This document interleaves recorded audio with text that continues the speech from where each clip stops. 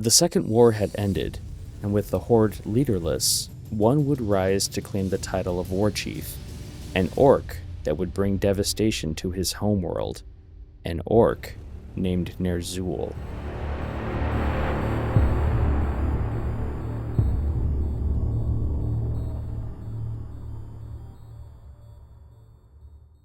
If this is your first time visiting the channel, welcome. My name is Quaylen, and I'm in the middle of abridging the World of Warcraft Chronicle series.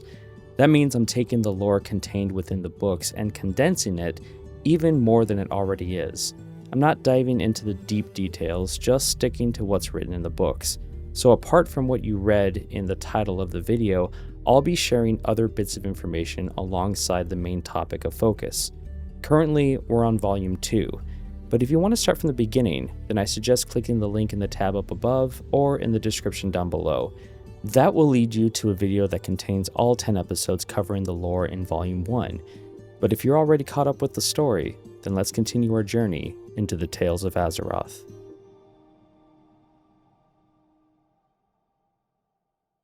Following the Second War, the situation on Draenor was catastrophic, as the world continued to succumb to the spreading decay of fel energies. The orcish clans, still gripped by a demonic bloodlust that had no outlet, began to tear themselves apart through internal conflict. This whirlpool of chaos was particularly fueled by the insatiable violence of the Warsong and Shattered Hand clans. In this era of desperation, the elder shaman Ner'zhul emerged as the reluctant leader of the remaining orcs. Haunted by visions of death and the failure of his previous leadership under the Burning Legion's influence, Ner'zhul lived in a state of deep despair in Shadowmoon Valley. He even tattooed a skull onto his face to symbolize his status as dead to his people, a practice shaman long used to mark failed apprentices. While Ner'zhul saw only doom for the Horde, the Death Knight Terran Gorefiend was not prepared to give up. Gorefiend realized that while conquering Azeroth had failed, the knowledge Gul'dan had extracted from Medivh's mind revealed the existence of powerful artifacts that could change their fortunes. Gorefiend specifically targeted 3 items: the Book of Medivh for its knowledge of blending magics, the Eye of Dalaran to amplify power, and the Scepter of Sargeras, which possessed the ability to open gateways between worlds. His plan was to use these tools to create new dimensional rifts, allowing the Horde to abandon the dying Draenor and settle on entirely new, unsuspecting worlds.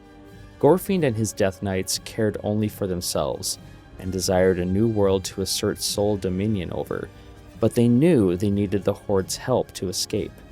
Executing this plan required the cooperation of Ner'zhul, as he was the only figure with enough influence to unite the fractured clans.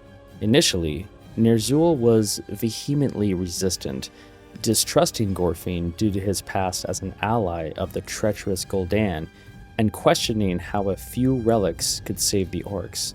However, Gorefiend eventually wore him down by appealing to his desire for redemption and explaining how they could flee their dying homeworld for the countless worlds in the cosmos. Ner'zhul finally relented, seeing a fresh start on a fresh world as the only way to atone for his past mistakes and the guilt of allowing the Legion to sink its claws into his people. He then gathered the clan leaders, including Grommash Hellscream of the Warsongs, Kargath Bladefist of the Shattered Hand, and Fenris of the Thunderlords. Ner'zhul was stunned at how easily they agreed, as Hellscream, Bladefist, and Fenris had been forced to sit out the First and Second Wars and thirsted for any battle. To begin their campaign, the Horde needed to reopen the Dark Portal, which existed only as a diminished magical bridge. Terran Gorefiend told Ner'zhul that restoring the rift would be simpler than the initial opening, and the necessary power could be drawn from the Skull of Gul'dan. This was fortunate news, as the skull had been brought back to Draenor by refugees and had passed between orcs as a fought-over prized trinket.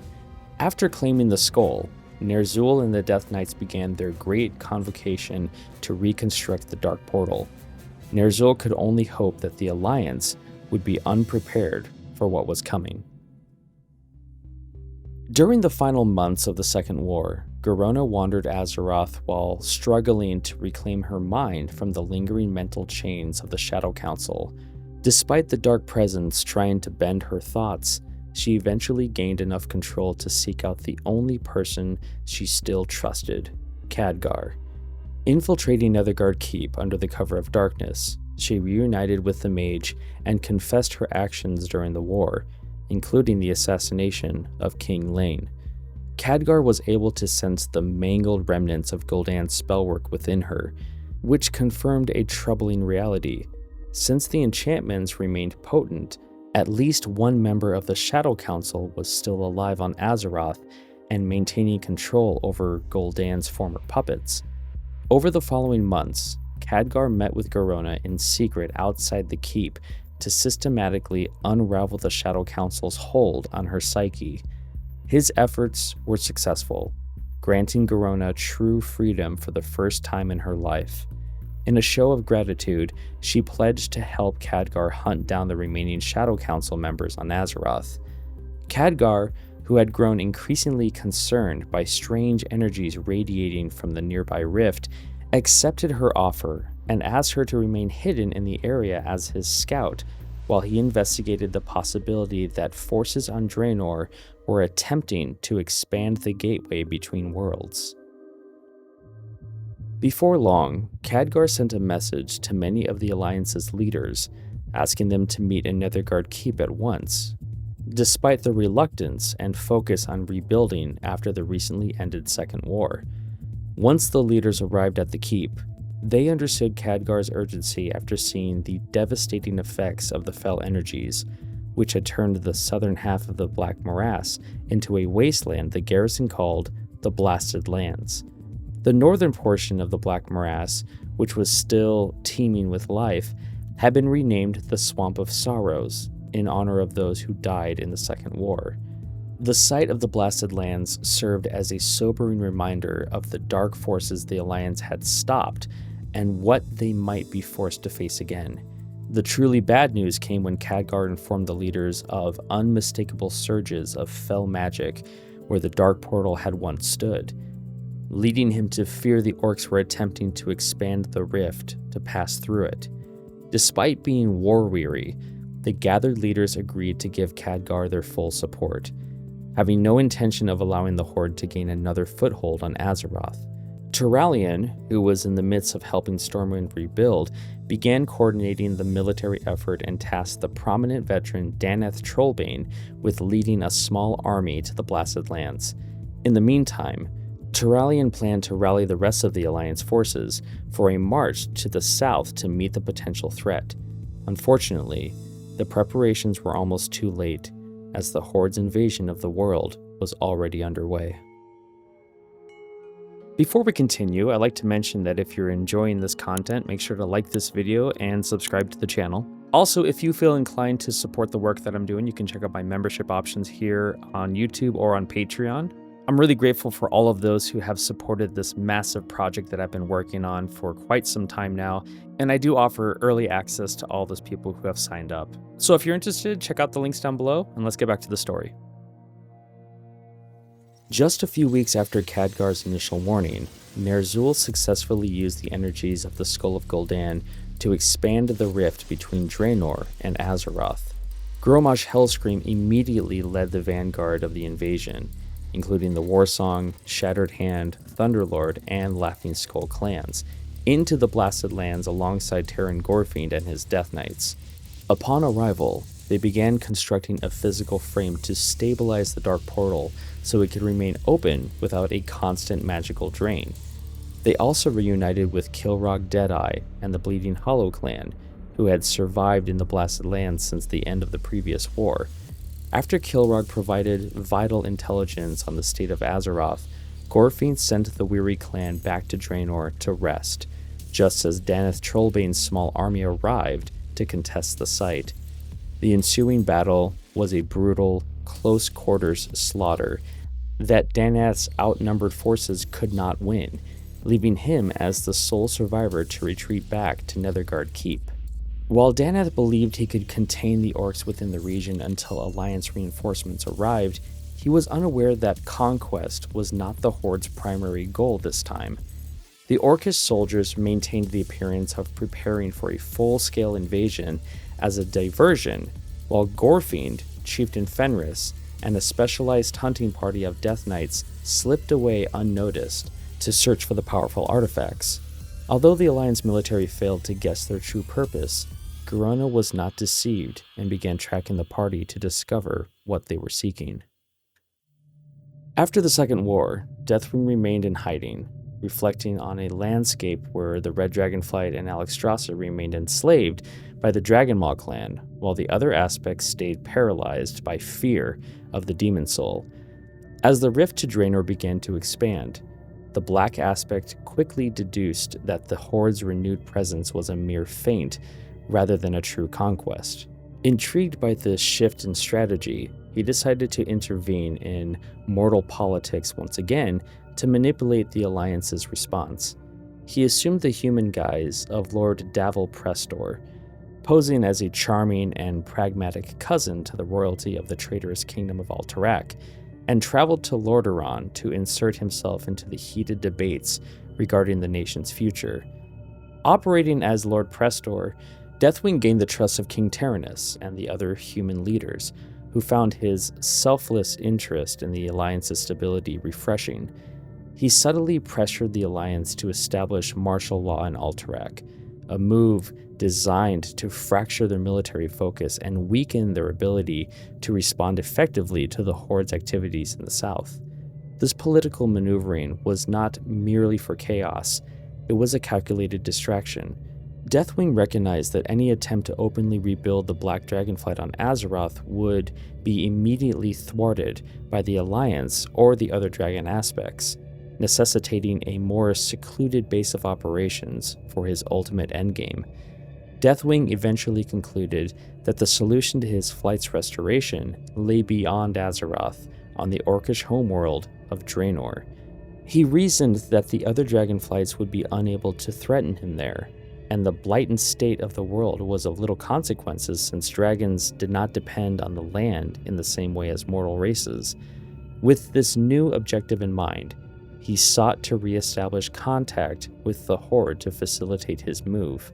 By leveraging the internal turmoil he had sown among the human nations, Deathwing prepared to use the orcs once again to secure a safe haven where his dragonflight could return to its former power and glory.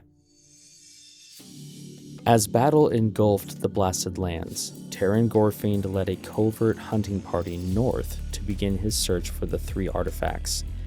At the onset of his mission, he only knew the location of the Book of Medivh, which was situated in the kingdom of Alterac.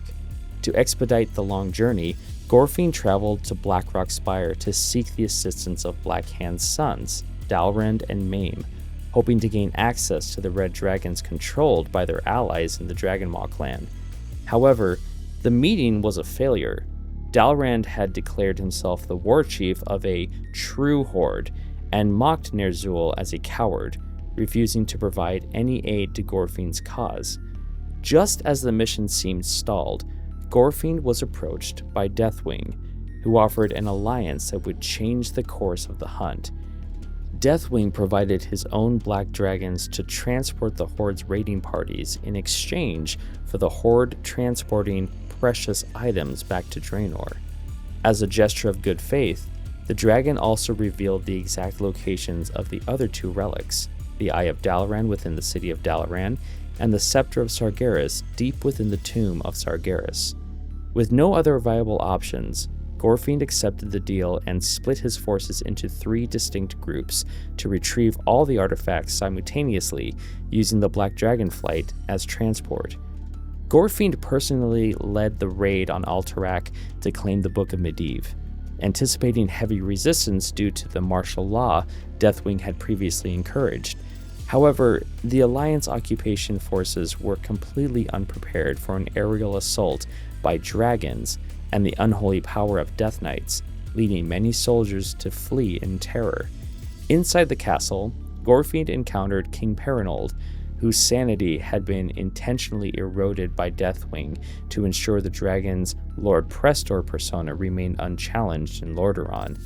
The erratic king, lost in his own fantasies, agreed to hand over the artifact if Gorfind would wipe out the Alliance soldiers occupying his city.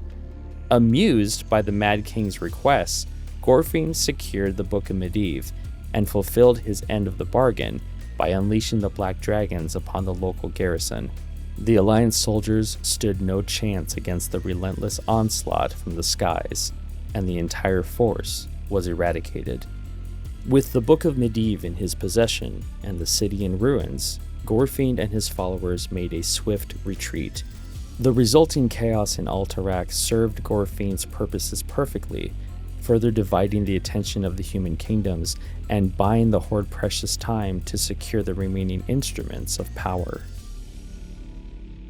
While the Alliance reinforcements led by Turalyon arrived to bolster the defenses of Nethergard Keep, the conflict ground into a bloody and perplexing stalemate. Alongside Khadgar and Danath's soldiers, the human forces successfully contained the Horde, yet an air of suspicion hung over the battlefield as the Orcs seemed to be holding back their full might. Even as more Alliance troops arrived and pushed the siege back into the open landscape of the Blasted Lands, the Orcs continued to fight with a bizarre tenacity, sacrificing warriors to hold strategically useless ground. This behavior led Khadgar to form a troubling theory that the entire invasion was merely a massive distraction designed to buy time for a hidden purpose. To uncover the truth, the Alliance forces captured and interrogated an enemy warrior, with Turalyon using the Holy Light to compel the prisoner to speak. The captive's confession confirmed Khadgar's worst fears. The Horde's new leader, Ner'zhul, was not interested in a traditional conquest of Azeroth. Instead, the main invasion force was acting as a sacrificial feint to mask the movements of small, covert raiding parties that had already spread across the continent. These groups were searching for powerful artifacts under the Alliance's nose, and with the prisoner unable to provide specifics on their targets or current locations, the human leaders were left with no way of knowing how close the Horde was to completing its mysterious mission. North of the Blasted Lands, Terran Gorfind grew increasingly frustrated as his secondary hunting parties struggled to locate the remaining artifacts. Upon joining the force tasked with infiltrating Dalaran, he discovered that the Kirin Tor's powerful protective wards were successfully masking the magical signature of the Eye of Dalaran, preventing the Death Knights from sensing its exact location from a distance. However, the Magi were unaware they were being targeted, having enchanted the relic as a general security measure rather than in response to a specific threat. Deathwing, utilizing his superior draconic senses to bypass the magical interference, pinpointed the artifact's location and launched a massive aerial assault with his black dragons against Dalaran's outer defenses to create a chaotic diversion. While the city's Magi were occupied defending their home from the dragonflight, Gorfind and a small elite group of Death Knights slipped through the streets and located the enchanted vault housing the Eye of Dalaran.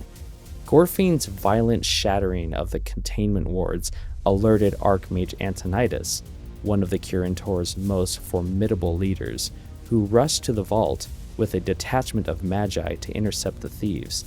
A fierce battle erupted within the vault, but the Death Knights leveraged the element of surprise to kill one of the Magi and secure the artifact before making a desperate exit. Although Antonidas attempted to give chase, the Horde raiders quickly reunited with the Black Dragons and disappeared into the clouds, leaving the Archmage with no choice but to send an urgent warning to Khadgar. The third hunting party faced a significant logistical challenge in reaching the Tomb of Sargeras, as the distance was too immense for Deathwing's Black Dragons to fly without resting. With no islands along the route for the creatures to land, the hunters were forced to find alternative transportation. They targeted Menethil Harbor, formerly the site where Warchief Doomhammer built the Horde fleet, which was now a heavily fortified Alliance port under the command of Admiral Dalen Proudmoore. Despite the high risk of engaging the Alliance Navy, the hunters felt they had no choice but to attempt to steal ships, relying entirely on the element of surprise to succeed against such a formidable maritime power. However, the Horde's advantage was compromised by Garona, who had been stealthily tracking the Death Knights since their meeting with Deathwing. Recognizing that this specific group was headed for the Tomb of Sargeras, she chose to follow them to Menethil Harbor and orchestrated a clever way to warn the humans. Knowing the guards would not listen to an orc, she scrawled a warning note in their language and intentionally led the harbor sentries on a chase, dropping the message for them to find.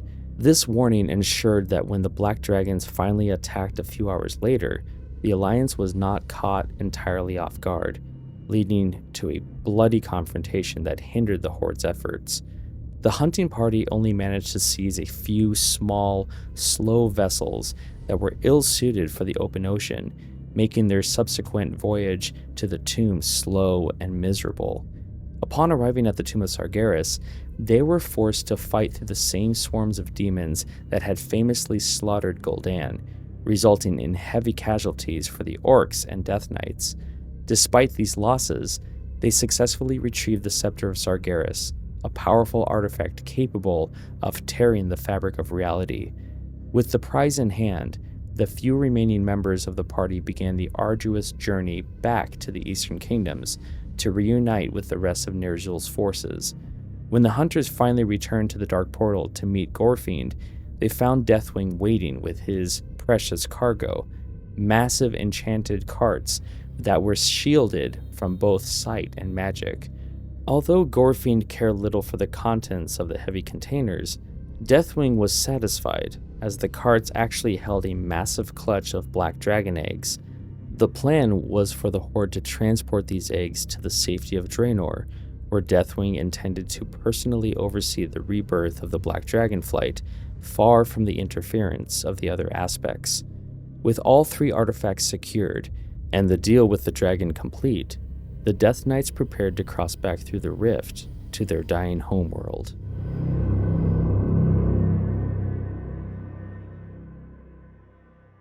Thank you so much for watching this video. If you like this kind of content, make sure to like and subscribe. And if you'd like to support the work that I'm doing, please check out my YouTube, Patreon, or Twitch memberships. And a big shout out to all the names on the screen here. You mean so much to me. Thank you so much for your help. And with that, I'll see you guys next time on the Tales of Azeroth.